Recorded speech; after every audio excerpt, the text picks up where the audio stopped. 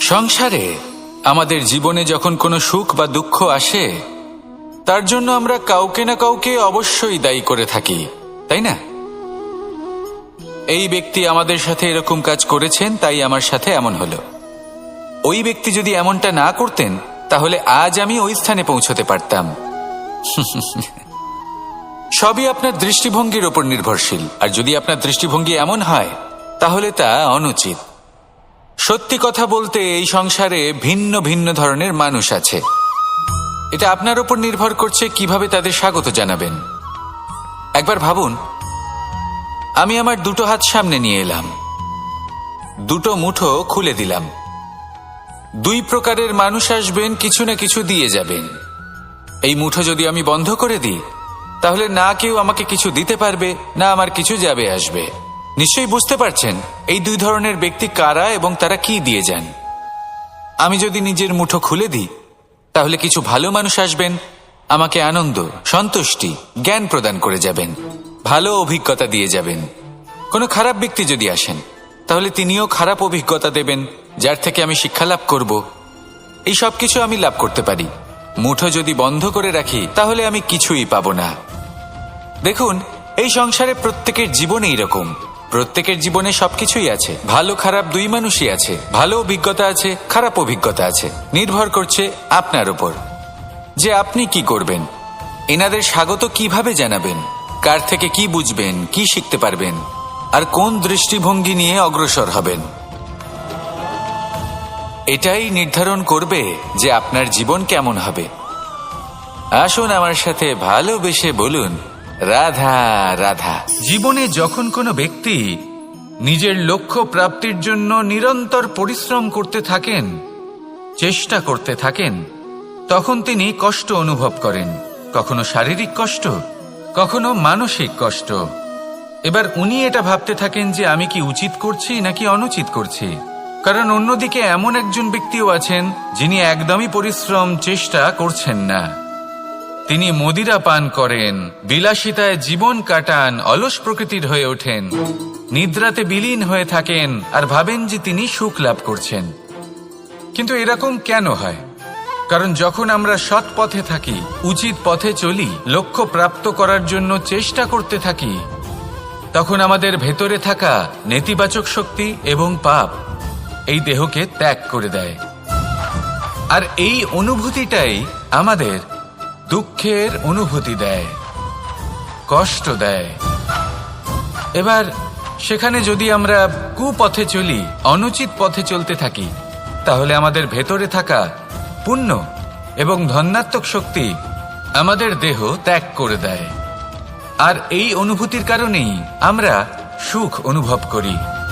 কিন্তু কখনো ভাববেন যে এই সুখ বেশি সময় পর্যন্ত থাকে না। সেই জন্য সবসময় মনে রাখবেন, যদি আপনি জানেন যে এটাই আপনার লক্ষ্য, এটাই উচিত পথ, শুভ পথ, তাতে নিরন্তরভাবে এগিয়ে যেতে চেষ্টা করতে থাকুন। এই কষ্ট আপনাকে সুখের পরাকাষ্ঠায় কখন পৌঁছে দেবে তা আপনি জানতেই পারবেন না। আসুন আমার সাথে ভালোবেসে বলুন, রাধা রাধা।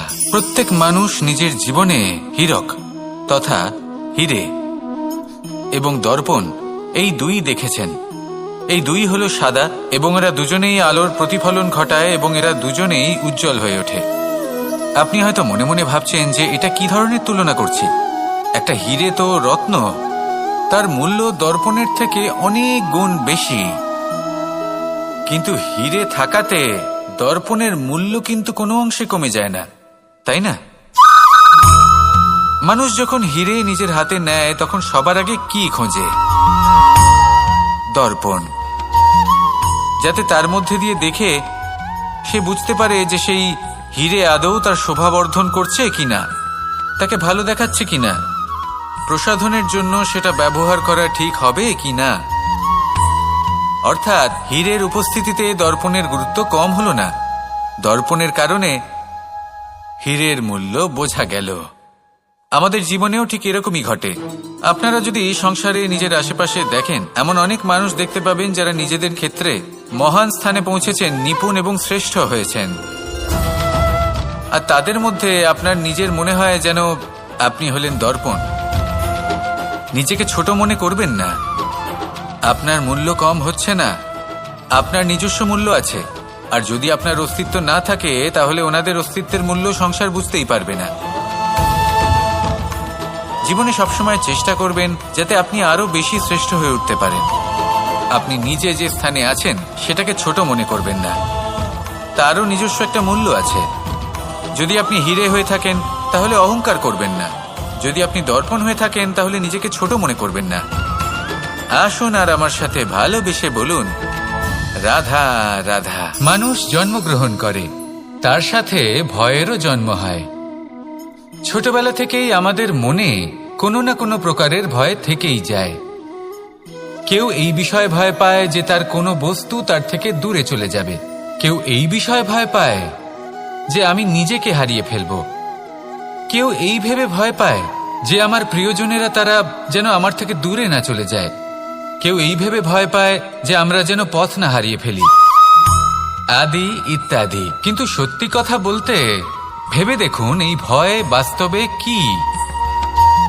শুধুই একটা মনস্থিতি, আর কিছুই নয়। যা কিছু আপনি জীবনে পেয়েছেন তা একদিন আপনাকে হারাতে হবে। এই জীবন হলো আপনারই, কিন্তু তাও একদিন সমাপ্ত হবে। তাই ভয় পেয়ে কি লাভ? এই ভয় শুধু আপনাকে জীবন যাপন করা থেকে বাধা দিচ্ছে, আর কিচ্ছু নয়। পথ হারিয়ে ফেললেই বুঝতে পারবেন যে নতুন পথ কিভাবে বানাতে হয়। কিছু মানুষকে জীবন থেকে হারালে তবেই আপনি বুঝবেন যে আপনার আপনজনকে। এই ভয়ের কারণে ভীত হয়ে থাকবেন না। এই তারা নক্ষত্র অন্ধকারের অভাবে গুরুত্ব হারায়। শিবকেও মহাদেব হওয়ার জন্য বিষপান করতে হয়েছিল। প্রত্যেক পরিস্থিতি, প্রত্যেক সাফল্য আপনার পরীক্ষা নেবে, তাতে উত্তীর্ণ হওয়া হলো আপনার কর্ম।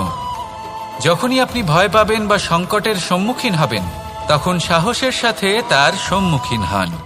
মনে রাখবেন, যে সম্মুখীন হতে জানে সাফল্য তার সাথে সবসময় থাকে। আসুন আর আমার সাথে ভালোবেসে বলুন, রাধা রাধা। এই সংসারে সব থেকে বেশি কোমল বস্তু হলো রেশম। এই রেশম এতটাই কোমল হয় যে এর পুরো একটা থান শুধুমাত্র একটা হাতে ধরা সম্ভব। কখনো ভেবে দেখেছেন এই রেশম কিভাবে হয়? একটি কীট তার লালার দ্বারা উৎপন্ন হয়। এই কীট সেই রেশমকে পাক দিতে থাকে, পাক দিতেই থাকে, আর আস্তে আস্তে তার মধ্যেই জড়িয়ে পড়ে। শেষে ওর এই সুন্দর অমূল্য সৃষ্টি রেশমের এই সুতো, তার নির্মাণ কার্য পূর্ণ হয়। কিন্তু তাতেই ও নিজে বন্দী হয়ে যায়। নিজেরই মায়াজালের এই বন্দী গৃহে নিজেই ফেঁসে যায়। এবার এই সুতোকে ব্যবহারযোগ্য করে তোলার জন্য এই কীটগুলিকে এই কবচের সাথেই ফুটন্ত জলে ফেলে দেওয়া হয়। এই সংসারে যদি আমাদের স্বপ্ন এই সংসারের দুঃখ হরণ করার জন্য, এই সংসারে সুখ বিতরণ করার জন্য হয়, তবেই আমাদের প্রগতি সম্ভব। যদি আমাদের এই স্বপ্ন শুধুই আমাদের এবং আমাদের স্বার্থ সিদ্ধির জন্য হয়, তাহলে এই স্বপ্ন আমাদের অন্ধ করে দেবে, আমাদের অন্ধকারের পথে নিয়ে যাবে, আর আমরাও সেই কীটের মতো হয়ে যাব। নিজেদেরই মায়াজালে আমরা নিজেই ফেঁসে যাব, আর শেষে আমরা যদি কিছু লাভ করি তা হবে একাকিত্ব, অন্ধকারময় মৃত্যু। তাই স্বপ্ন অবশ্যই দেখুন, কিন্তু এমনভাবে স্বপ্ন দেখবেন না যে তার এই বন্দিগৃহে আপনি নিজেই ফেঁসে গেলেন। স্বপ্ন দেখুন পরোপকারের, পরমার্থের, সবাইকে উদ্ধারের, অন্ধকারের নয়। তবেই কল্যাণ হবে, আর তবেই এই হৃদয় প্রসন্ন হয়ে বলবে, রাধা রাধা। মানুষ যখন এই সংসারে প্রবেশ করে, অর্থাৎ জন্মগ্রহণ করে, তখন নিশ্চিন্তে থাকে, আনন্দে থাকে। কিন্তু যেইমাত্র তার মধ্যে বোধশক্তি আসে, তখন সে চিন্তা করতে শুরু করে। চিন্তা ভবিষ্যতের, সেই সমস্ত বিষয় নিয়ে চিন্তা করে যা ওর হাতে নেই। তারপর বড় হয়, বিবাহ সম্পন্ন হয়, গৃহস্থ জীবন যাপন করে, তারপর আবার চিন্তায় মগ্ন হয়ে যায়। ভাবে, এই যে আমার পরিবার, আমি কি ঠিকমতো তার খেয়াল রাখতে পারছি? কাল যখন আমি এই সংসার থেকে চলে যাব, তখন আমার এই পরিবারের দেখাশোনা কে করবে? শেষ পর্যন্ত এই পরিবার তো আমারই উত্তরদায়িত্ব। যাক, আপনাকে একটা প্রশ্ন করি। এই সংসারে আসার পূর্বে আপনি কি এই প্রশ্ন করেছিলেন, এটা ভেবেছিলেন যে আমাকে ছাড়া এই সংসার কিভাবে চলবে? করেননি, তাই তো? তাই আপনার এটা নিয়ে দুশ্চিন্তা করার প্রয়োজন নেই যে আপনি যখন এই সংসার ত্যাগ করে চলে যাবেন তখন কি হবে। আপনি যখন ছিলেন না তখনও এই সংসার চলছিল, আপনি যখন এই সংসার ত্যাগ করবেন তখনও এই সংসার চলতে থাকবে। যদি কোনো বিষয়ের প্রভাব থাকে তা হলো আপনার আজকের তথা বর্তমানের কর্ম, অর্থাৎ আজ আপনি কি করছেন।